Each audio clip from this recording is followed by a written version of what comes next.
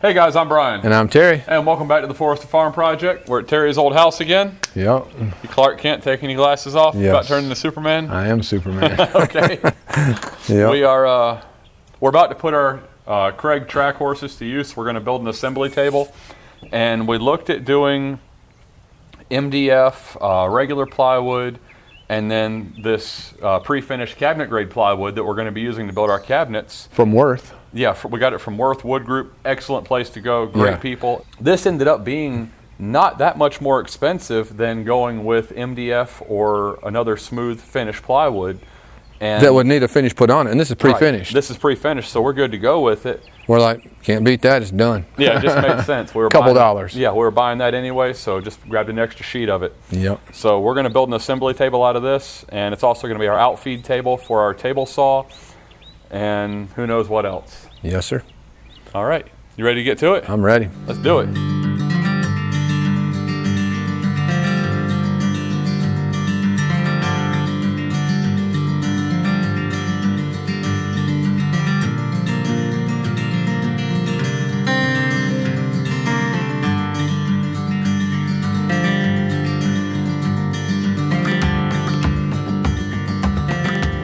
So the Kreg Track Horse system says that you should not go past 7 feet in length from center of table to center of table.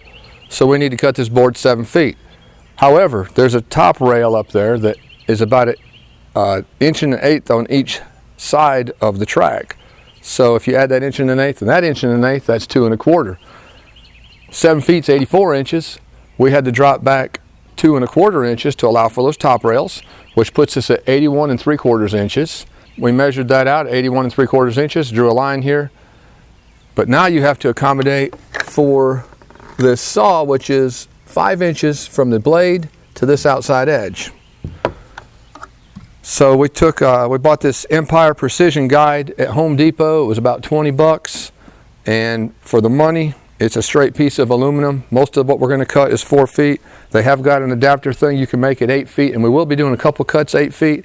We're going to practice with this 4 feet. This is the first time we've used this thing, but I think it'll do a pretty good job. I've used straight edges before, just not this one. So we've got it all set up. We measured everything out, and we're fixing to cut this first cut. Even with a straight edge, you can see this thing will rock back and forth. There is a dimple on the side, and it's one at the front and one at the back. Until you get past that first dimple and get the second one over here, you got to keep it straight. But this guide will help you keep it there a lot better than you would without it. So let's see, there we go. It's about right there. Here we go. I can follow this inside line right there, and that helps tremendously. Here we go.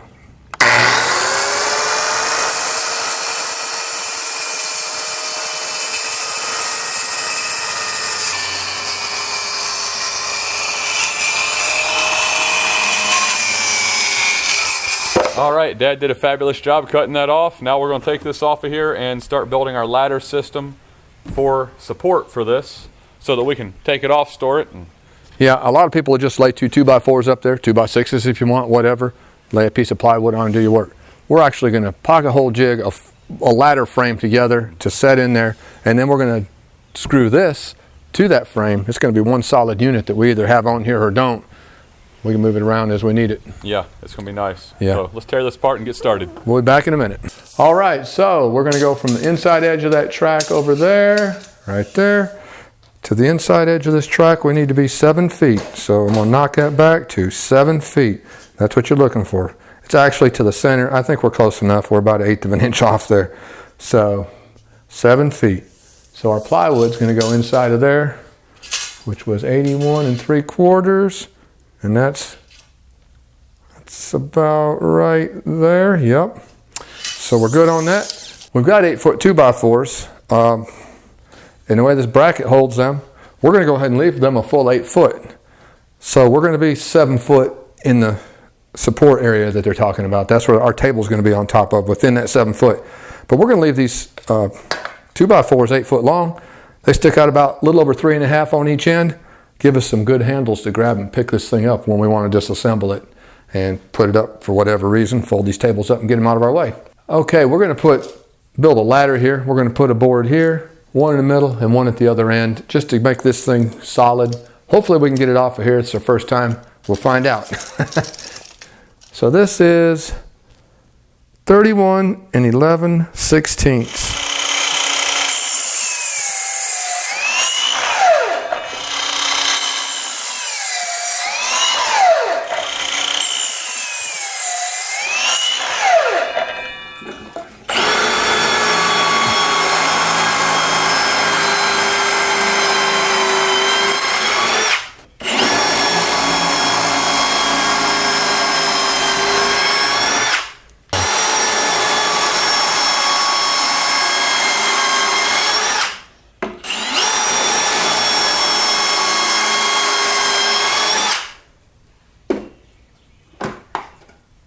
Okay, now we've got to talk about how we're going to attach the plywood to the 2x4. So let me show you what we're going to do.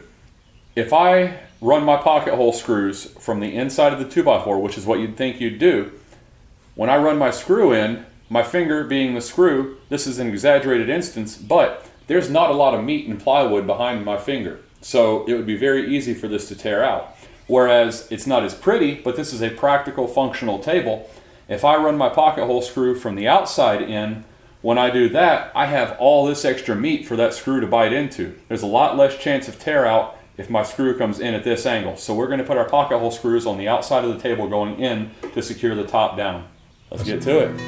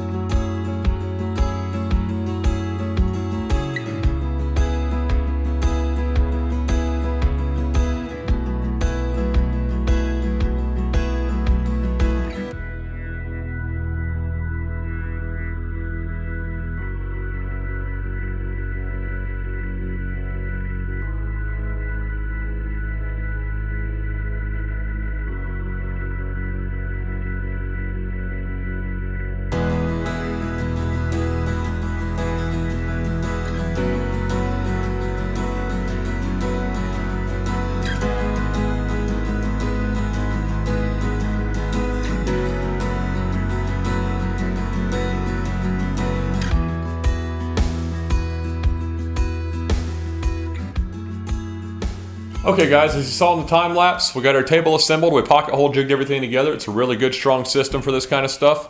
And we got our plywood ripped down, and now we are going to be securing the plywood to the top by way of pocket holing, like I said before, through the outside into the meat of the plywood. We're using our Kreg jig, it's the R3. It's nice and portable, works really well for this type of application. And we're using this with an Automaxx clamp, which is really nice because it just locks down. But actually I want this a little bit closer to middle.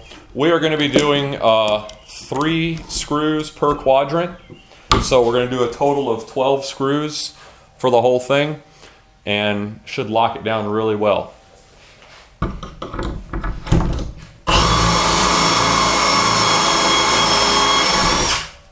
Alrighty, let's get the rest of them in.